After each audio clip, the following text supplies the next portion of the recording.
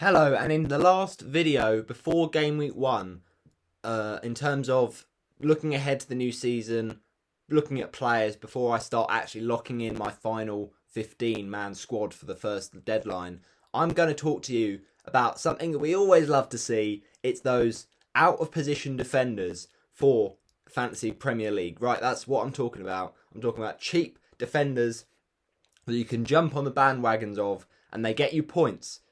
And they seem to be, in some way, I don't know if you can say really all the time, but they might be out of position, but they certainly are cheap, and they score plenty of goals, which of course, for a defender, gets you plenty of FPL points. Now, before I do move on to 22 to 23, let me just take you back down memory lane and talk about some of the previous kings of this category. So let's just talk about Matthew Taylor for Portsmouth. Down as a defender, but he was a midfielder in reality. 2006 to 7 season, what a player. He was absolutely different gravy. I remember all the times he scored those long range shots and racked up the FPL points. I mean, he's one for the archives, but what a legend. 2010 to 11, who can forget Leighton Baines, the defender who took free kicks and took penalties. I mean, you don't really get many of those. You got Trippier at Newcastle, who's on a couple of free kicks and he's on some corners, but penalties as well is just another level. And he scored so many screamers, Leighton Baines, and will go down for sure in FPL folklore. And then 2012 to 13, let's not forget about Gareth Bale. I'm pretty sure, I think it was 2010 to 11 it might have been, but at least one of those seasons around that time, Gareth Bale was priced as a defender, which is actually mad when you think about it now. But back then he was kind of moving around at Spurs. He had the number 3 shirt. He was moving as a full-back and then he started to move as a winger. But oh my days, it was unbelievable. What a player for a defender in the game around about the 10 to 11 season. But really, he had a great campaign in 12 to 13. Moving on to more recent then, out of position defenders that go by and boss it basically in FPL archives. The most ones that most people remember, there's not that many recently, but you know, if you're talking about since like about the 15-16 season, there haven't been that much. But the first year for me that it properly started, that we properly got these out of position kind of new players that we've not heard of before and score goals. Well, we have heard of them, but we just kind of abuse the fact that they've been priced this way or positioned this way. The first one that comes to mind is the 2018 to 19 season, which actually, funnily enough, was the first year I started playing FPL. And that, my friends, is a player who's currently actually still a player in the game. But this was when he was at his previous club. And that is Matt Doherty. Matt Doherty at Wolves in 18-19 was unbelievable. I know he wasn't necessarily out of position, but when you consider how attacking that Wolves team was in that first season they came up, and he was basically playing so far forward as a fullback and getting up so many attacking returns. Look at that season. 4 goals, 7 assists, 144 points. And I remember he came in at such a cheap price as well. It was an absolute FPL cheat code. So for a newly promoted fullback to get that many points, fair play to Matt Doherty. He also had a great season in 1920 as well, but what a first season for sure. 18-19 then is covered off. 1920, I think we all know the answer to this. This was the year it got serious. And that, my friends, was a certain individual that doesn't play in the Premier League anymore, and their club isn't in the Premier League anymore. Sheffield United, John Lundstram. 4 million to start the season. 4 million. And he had good fixtures to start the season as well. Bournemouth away on the opening day. And then Palace in game week 2. I mean, the fixtures were unbelievable. And a lot of people, I remember, had him on their bench in game week 1 against Bournemouth away. He didn't do anything. Fair enough. Goes under the radar. First home game of the season. Crystal Palace at home. What does he do? Starts the game. Gets the clean sheet. And, would you believe it? Again, he does it. He scores. And then it was just an unbelievable season from John Lundstram. He went down in FPL folklore at 4 million. That was an absolute steal because he was playing midfield. he wasn't really playing in that back line. He was playing just in front of the defence, but he was getting forward as well. He was getting so far forward and kind of running into the box late, getting those goals. What a legend. 2020 to 21, a current player in the game, of course, Leeds United, and that was a very peculiar situation because they had Ayling at right back, they had a few players at left back, but he moved into midfield. It was Stuart Dallas, and I'm so happy about this one, especially because I remember being on holiday and watching a video from FPL Mate. Now, big up to FPL Mate. He's a legend in the FPL community, and he always, each season, comes out with a video trying to predict the next 4.0 defender. And basically, he said a few options for the 2020 to 21 season, and there was, I think, Ayling up there was Dallas, there was quite a few different players, and I wasn't sure which one to pick, but there was just this gut feeling I had, and I was like, okay, we got to give nicknames to each of these attacking fullbacks. Like, but when I say nicknames, I mean like royal nicknames. So you've got with like Lundstrom, Lord Lundstrom. So what was Dallas going to be? And I was going through all the different nicknames and all the different kind of positions, senior positions, and I thought Duke fits nicely. So I thought, yeah, I tell you what, no one's going to believe it, but I'm going to say Duke Dallas is going to be unbelievable to start the season. Now, I remember he had, on the first game week of the season, I remember this so well. I remember it like it was yesterday. He had Liverpool away, so obviously not many people picked him. He got an assist in that first game. What a player. And then I remember just thinking, okay, I called this guy. In my head, I said Stuart Dallas will be the video kind of takeaway from that FPL Mate video, and I was like, yeah, I'm going him over Ayling 100%. And obviously, Leeds leaked goals the first kind of few game weeks, so I didn't really want to bring in a Leeds defender. And so many people had gone with Ayling to start the season, so that was the funny thing. So then I was like, yeah, okay, I need to bring this guy in soon. I brought him in for his first goal in Leeds colours. It was unbelievable. He had Leicester City at home, and I brought him in, had him in my team. I thought, what's going to happen? He's going to get me some goals. Lovely. He only went and scored a free kick, and I was absolutely buzzing. And then he was just an unbelievable own for across the season. Scored against Man City, even when we wanted to get the points from him and he got benched. It was a bit of a shame, but he was still such a legend. And obviously now has been moved back to midfield last season. He's back to defence this season, but of course now the last couple of seasons he's just not as attacking. He's a one-season wonder, but what a player he was. And now we look at last season, which was, of course, very slim pickings in the 4.0s and the 4.5 kind of explosive options.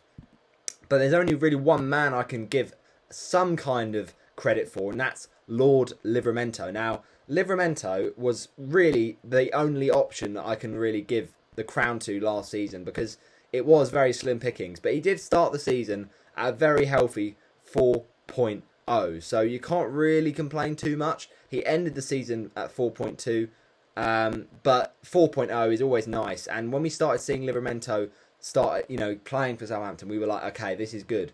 It could be the equivalent of a Nico Williams, who knows? But what I am going to say is with Tino, he was taken from us too early. That knee injury was just such a blow.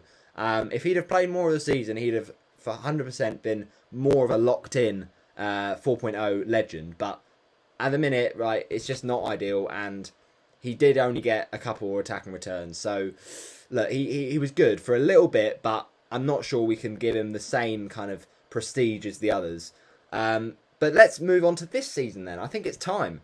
I teased this actually on my Twitter and Instagram, so go back if you didn't see it. But I teased a screenshot of a thumbnail that I was preparing, and you'll see the thumbnail in the video, of course. But I'd kind of called really early on, like back in the end of May when Forest got promoted.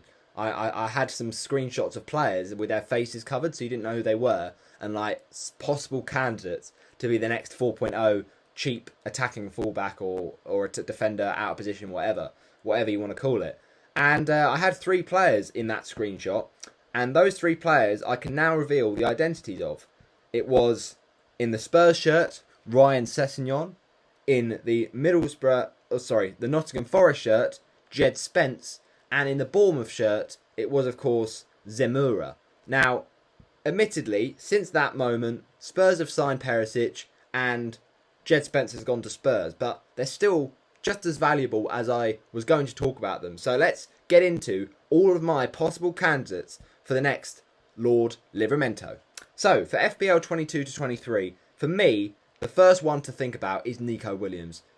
With a newly promoted team, we've seen with Dallas and with Lundstrom, it's often a newly promoted club.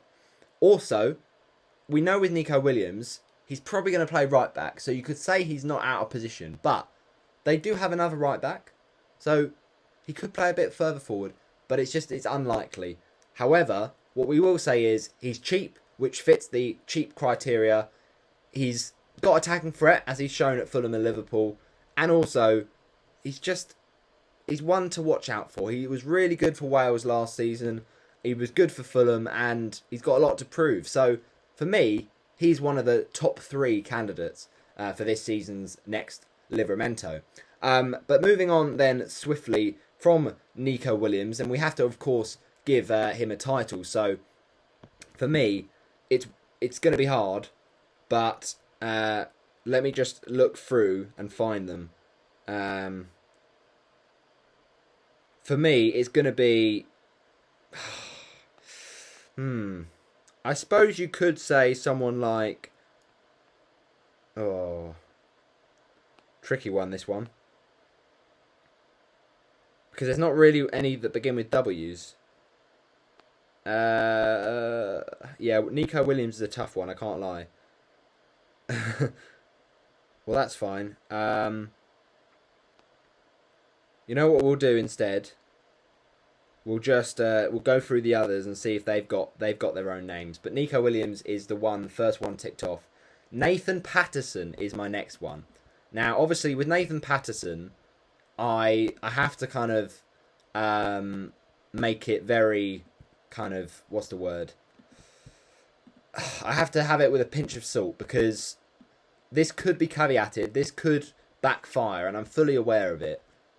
But one would assume that this guy is going to start the season, because there are rumours of it. Coleman has currently got a flag, and he's apparently highly rated by Lampard.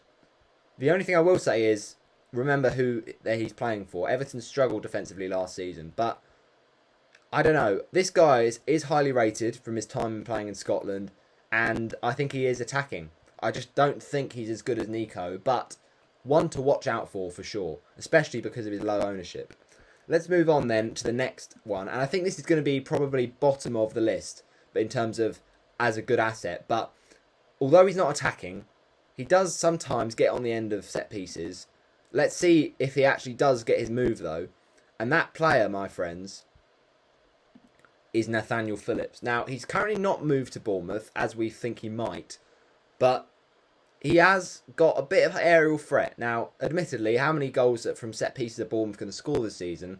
That's another thing to think about. And Bournemouth's fixtures are awful to start the season. But remember, this guy can be your bench for bad fixtures. But for me, he's probably the worst option. It's just one to watch out for. If he does move on to Bournemouth, he'll at least be playing for 4 million and maybe some goal threat. But I would probably choose to slightly dismiss that one, but not completely.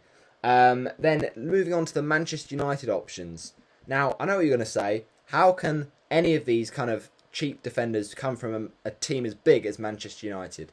I agree, it's not ideal, but we can't also ignore the value of Diogo Dalot at just 4.5 million. I know he doesn't fit the bill of 4.0, but he is very attacking. Last season, he didn't really get enough game time, so that's part of the problem.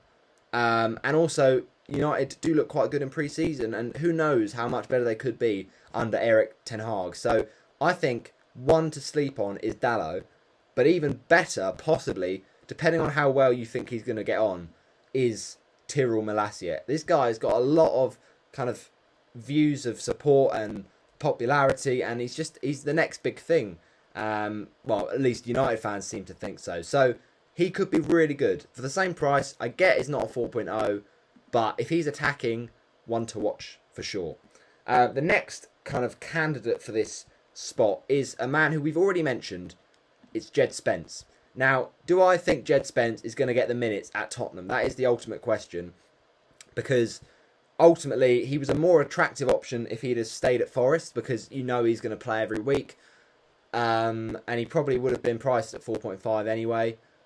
But for me, it's just a wait and see with him at Spurs. He will play, he will get some games, but they've got Doherty, they've got Perisic, they've got Emerson. So am I willing to dip into that lottery? Maybe not.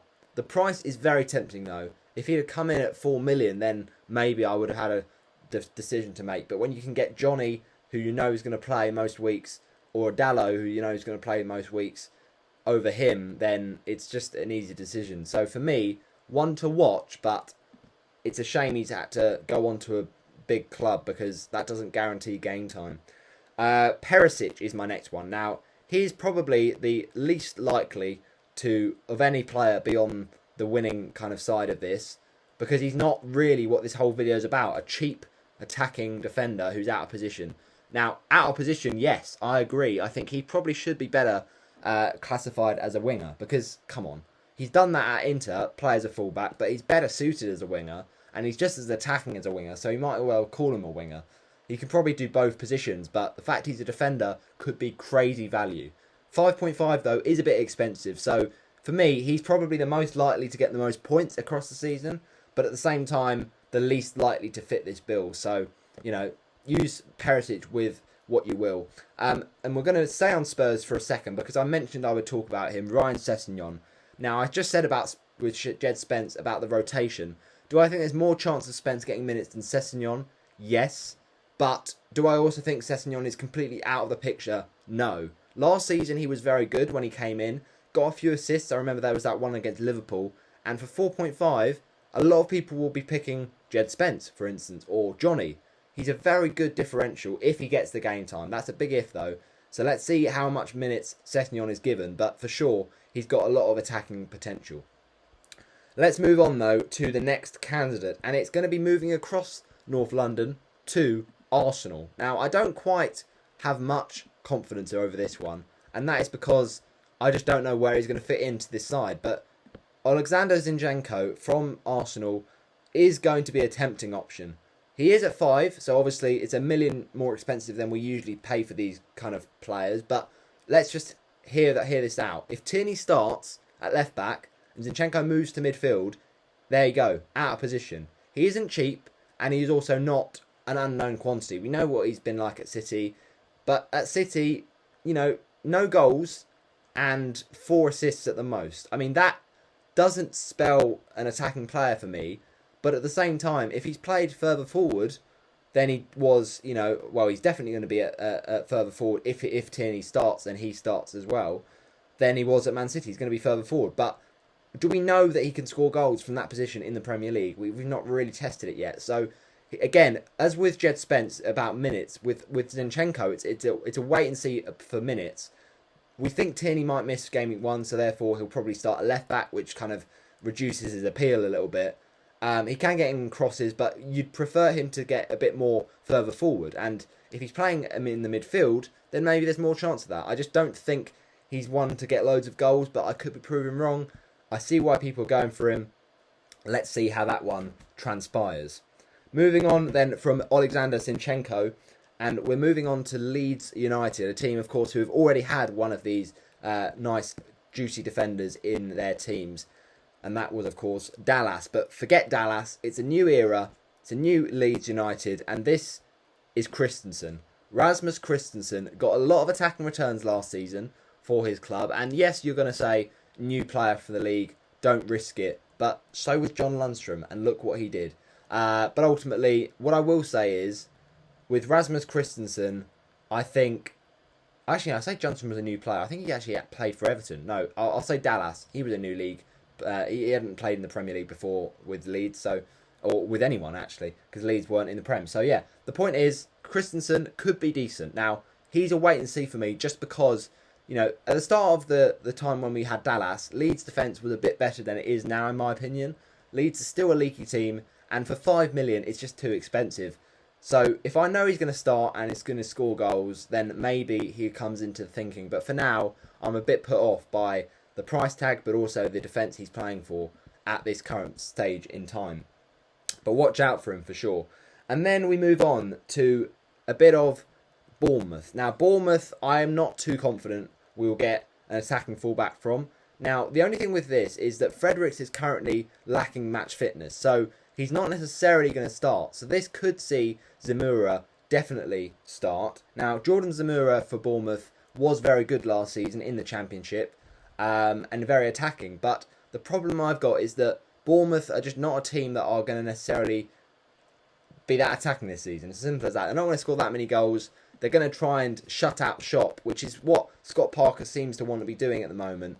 So I'm not too sure. I think it's a one to possibly miss out on, but at least you know I've mentioned him if he blows off. And the final one is Sergi Canos. Sergi Canos, my friends, he was, when we saw the positions and the prices, a big surprise at defence. But we understand why, because he was played at wing-back at times last season.